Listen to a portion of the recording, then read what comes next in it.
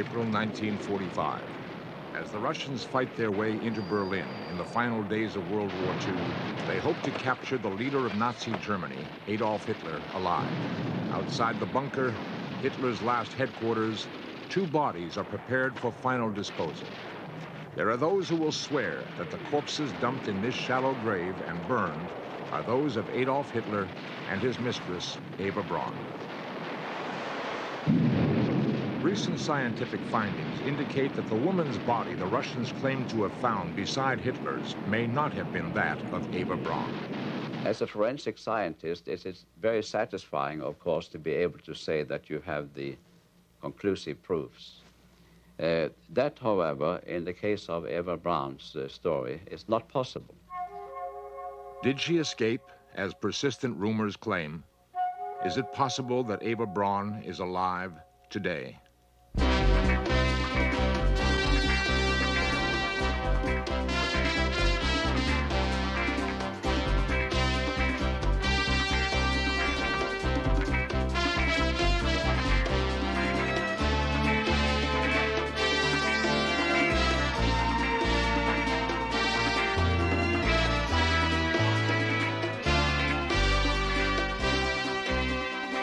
This series presents information based in part on theory and conjecture. The producer's purpose is to suggest some possible explanations, but not necessarily the only ones, to the mysteries we will examine. The story that the Germans had burned the bodies of Adolf Hitler and his mistress Eva Braun after they had committed suicide was released to the world by the Russians after they had captured Berlin. The evidence was mostly hearsay. The inner circle of Nazi leadership scattered, leaving behind the charred remains purported to be Hitler and Eva. But were they? Who was Eva Braun?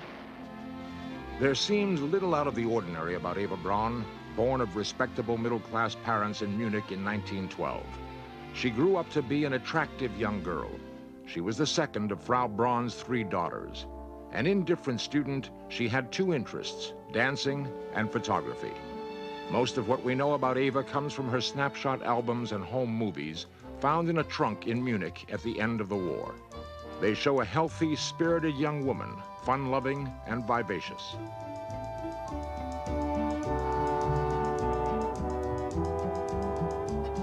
She seems to have had a natural love of animals and children.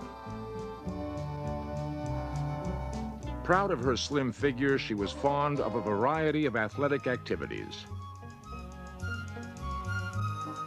Hitler later complained that she wasn't plump enough. Author David Irving tracked Eva Braun, among others. During 10 years, he spent finding and interviewing German eyewitnesses released from Russian prisons. Eva Braun was the archetypal ordinary woman.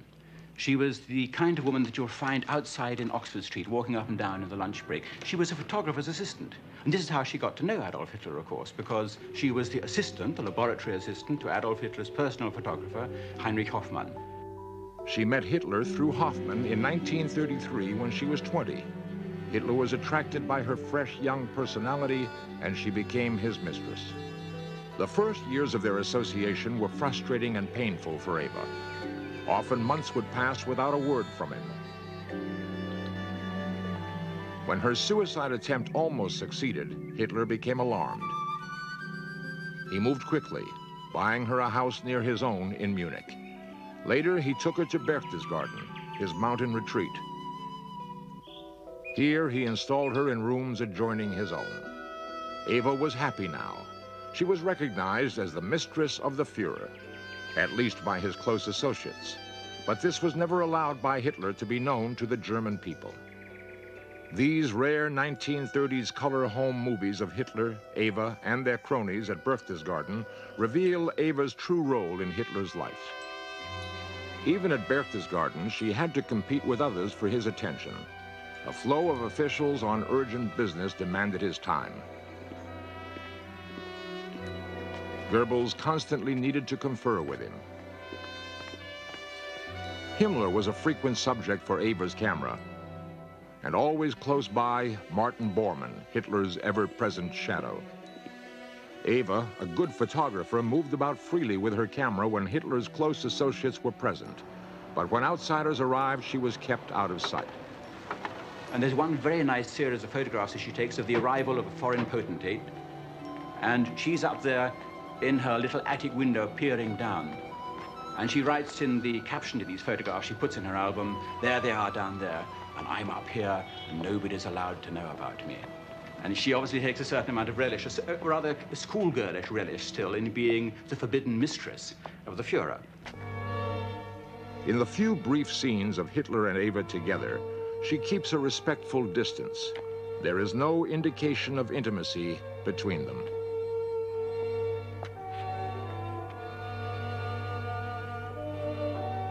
Watching these frivolous scenes, one cannot help but be stunned by the realization that they are occurring at the same time as the horrors of the Holocaust. One wonders how much Eva knew, or how much she chose to forget. As the war progressed, Eva's movies show many scenes of Hitler and his entourage leaving their mountain retreat. He would be spending less and less time with her. As time passed, the atmosphere at the Berchtesgaden left Eva lonely and depressed. Eva Braun had been insulated by Hitler from the reality of the war. So it was a shock in 1945 when Hitler's world began to crumble. He'd been defeated in his attempt to conquer Russia and unable to bomb Britain into submission. With Allied armies pushing toward Berlin from the west, and the Russians pouring into the city from the east, Hitler retreated to a concrete bunker deep below the center of Berlin. Although Hitler had survived an assassin's bomb, it had left him partially paralyzed, and those who visited him in the bunker during those last days were shocked at his deterioration. They described him as a broken old man, though he still treated them to occasional flashes of rage. The attempt on his life had fueled his mistrust of his generals. He believed that he alone could dictate successful military strategy.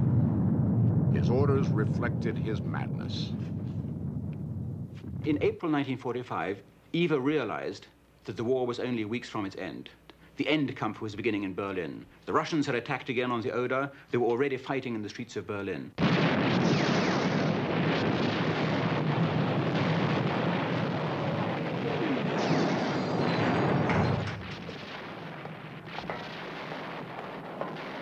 For her safety, Hitler had insisted that Eva stay away from Berlin.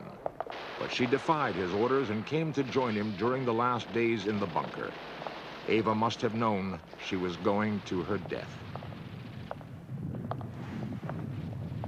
Hitler recognizes this act of courage on her part, and he sees in her a kind of courage that even his most outstanding generals, not even the famous SS, Waffen-SS generals, have shown. They've all been finding excuses to get out. Very few are staying down there in that rather dusty, concrete-smelling atmosphere in the bunker, which one of his staff compared with a submarine prowling beneath the streets of Berlin. Nobody likes it. The shells are pounding in overhead. The concrete membranes of the bunker are vibrating every morning to the artillery bombardment from the Russians just a few miles down the road. And here was the girl with guts. Although Hitler continued to lash out viciously against his generals, he now became uncharacteristically tender with Eva.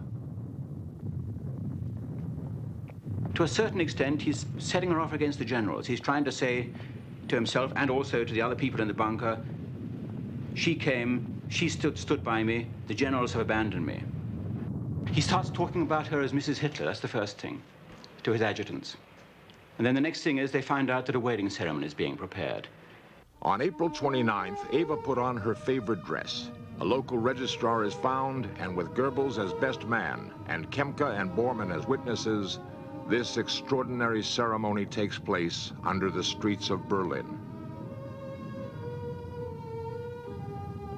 Hitler signs the document with a firm hand, and Eva Braun signs very nervously. She signs Eva Braun. She begins signing her maiden name, and she realizes, of course, that now she's Hitler. She crosses out the Braun and writes in Hitler instead.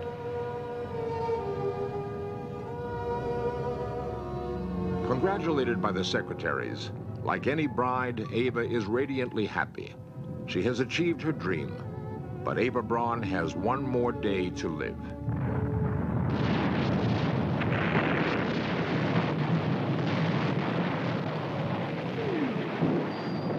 Hitler gets up on April the 30th, 1945, and he knows it's going to be the last day of his life.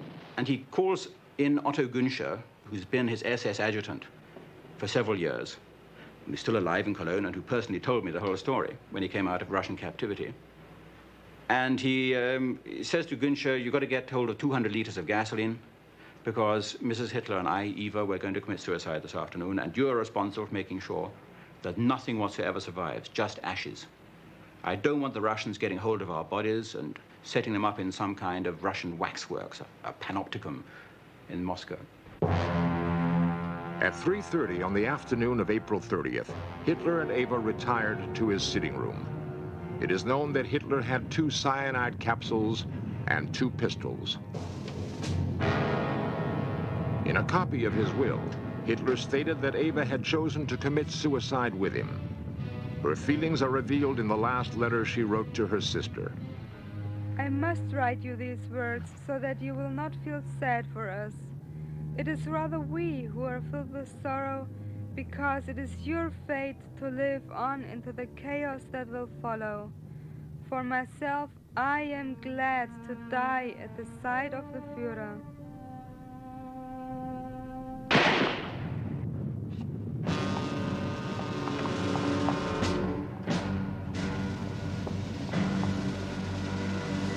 Witnesses say that Hitler shot himself and that Eva took poison. The prearranged ritual was carried out. Hitler's body was wrapped in a blanket to hide the blood.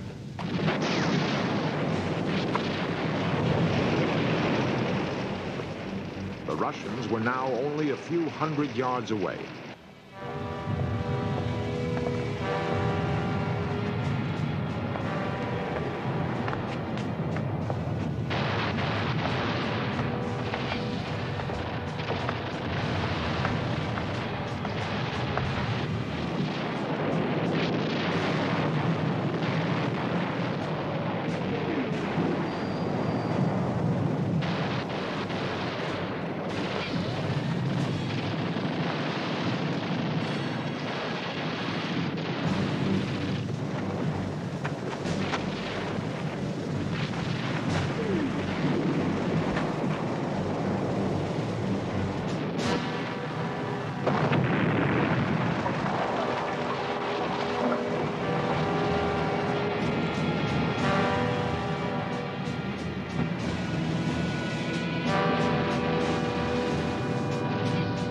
As Otto Günscher carried out Hitler's last orders, Goebbels stared grimly at the proceedings.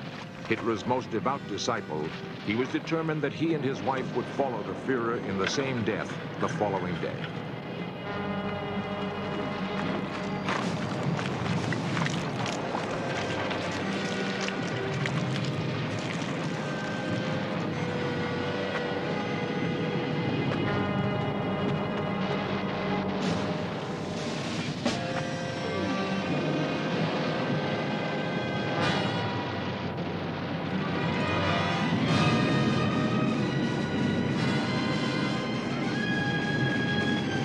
Remember that this reenactment is based on the testimony of the few surviving Nazis who were present, all fiercely loyal to Hitler and Eva.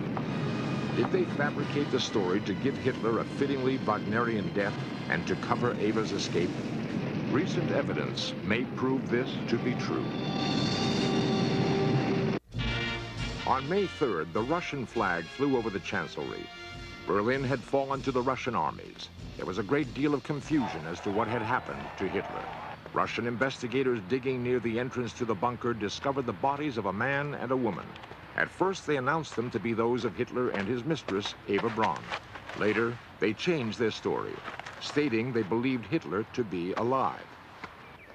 H. Trevor Roper, now a well-known British historian, was sent to Berlin to try to discover what had happened to Hitler. I was in British intelligence at the end of the war, and after the fall of Berlin, Hitler was missing. And he was missing for 5 months or so, and nobody knew what had happened to him.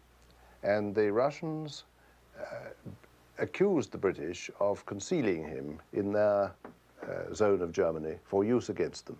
And the British authorities appointed me to find out what had happened. Marshal Zhukov the Russian commander-in-chief, first stated to Allied officers that Hitler had married Eva Braun, which had not been known before, and that they had committed suicide. And no sooner had this been released to the world than Zhukov changed his view and said he had no reason to believe that Hitler was dead. He thought he was probably alive, and after that he fell totally silent. Marshal Zhukov said it. Marshal Zhukov told Eisenhower, he told Churchill, he told Truman. He said, we found no trace of Hitler. There were several Americans who visited Stalin in Moscow at this time, and to them, Stalin was saying that Hitler was alive. So that Zhukov's true deduction from the inquiries which he had made in Berlin were put into reverse, and the official line became that Hitler was alive, and that was maintained for the rest of Stalin's life. Thus, the Russians set in motion in some way the legend that Adolf Hitler had escaped by submarine to South America, that he was still alive in Germany, he was waiting to return. Eva Braun, of course, part of that legend. No stories seemed too outlandish to print. Reports from people who claimed to have seen Hitler or Eva continued to come in from all over the world. One woman who prefers to remain anonymous claims to have seen Eva in a village in Tibet. My husband and I were traveling in the Himalayas when we came across a woman we were convinced was Eva Braun. I have seen her pictures and I would know her anywhere. When later reports of escaping Nazis were found to be true, the stories did not sound so strange. Many of the leading Nazis were brought to trial at Nuremberg. However, there were some who escaped and remained hidden for years in South America. It was easy for them to become lost in remote areas or in the cities among the large German population of Argentina. It was here that Eichmann was finally captured, kidnapped by Israelis, and brought to trial.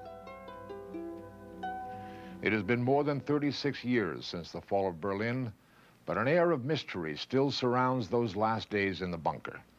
Identification of bodies through their dental characteristics is now an exact science, and recent information concerning Eva Braun has been published by international forensic expert Professor Radar Songness, founder of the School of Dentistry at UCLA. Based on actual X-rays taken of Hitler's skull at the time of the bomb attempt on his life, Professor Songness in his UCLA lab built an exact replica of Hitler's dental structure. He then made comparisons with the post-mortem reports. In fingerprints, we require 12 concordant points. In the case of Adolf Hitler's condition, with so many very characteristic dental crowns and bridges and root fillings and so forth, evidence is now that we have 26 concordant points between ante-mortem and post-mortem information. And as a result of this, we can now say with absolute certainty that the remains of Adolf Hitler have absolutely, definitely been identified. Eva Braun's case is an entirely different matter. In that case, we do not have a number of concordant points. The Russians have indicated that the only conclusive proof that they may have Eva Braun is a bridge in the lower right jaw of Eva Braun. I have interviewed the dental assistant who was present when things were placed in the mouth of the patients, and she has indicated to me that this bridge was made, but the time ran out and there was no time to put it in. She told Dr. Songness of a visit by Soviet investigators a few days after the fall of Berlin. The Russians demanded all dental information concerning Hitler and Eva. It was a tense period, and she was terrified. Indeed, she was later sentenced to many years in Russian prisons, probably to ensure her silence. She remembered that a dental bridge had been made for Eva but never delivered. The Russians took the bridge and later claimed they had found it as part of Eva's charred remains. Here I have prepared a model showing the space that was supposed to have been filled by this bridge. And I've also made a model of the bridge, and here I will now insert it where it should have been inserted in Eva Braun's mouth. And the mystery of the bridge is that with the fire that burnt up half of her head and part of her jawbone, these plastic teeth in front should, in this case, have been almost evaporated. But according to the pictures the Russians have shown, it looked essentially intact. Based on the fact that the bridgework is the only evidence that the Russians really are claiming for her identification, I find that I am not able to make a post-mortem identification of Eva Braun. Eva Braun died with Hitler in the bunker. Of that I have no doubt. There's plenty of evidence, and I'm sure of it. While I am not suggesting that Eva Braun has escaped and is alive, while I believe that she probably is dead, I must, from a scientific point of view, indicate that we do not have any evidence from the information now available that, in fact, she has been identified. Today, what remains of the entrance to the bunker lies just inside East Berlin. It is necessary to get permission from the communists to get even close to it. Do the remains of Eva Braun, or the answer to what became of her, lie buried beneath this pile of rubble? What became of those Nazis who were present in the last days in the bunker? Joseph Goebbels and his wife committed suicide the next day after they had poisoned their 5 children. Their bodies were burned. Martin Bormann died trying to escape through the Berlin subways. Kempke, Hitler's chauffeur, spent years in Russian prisons, where he repeatedly stuck to the story we have reenacted here. Otto Goensche is a successful businessman in Germany today.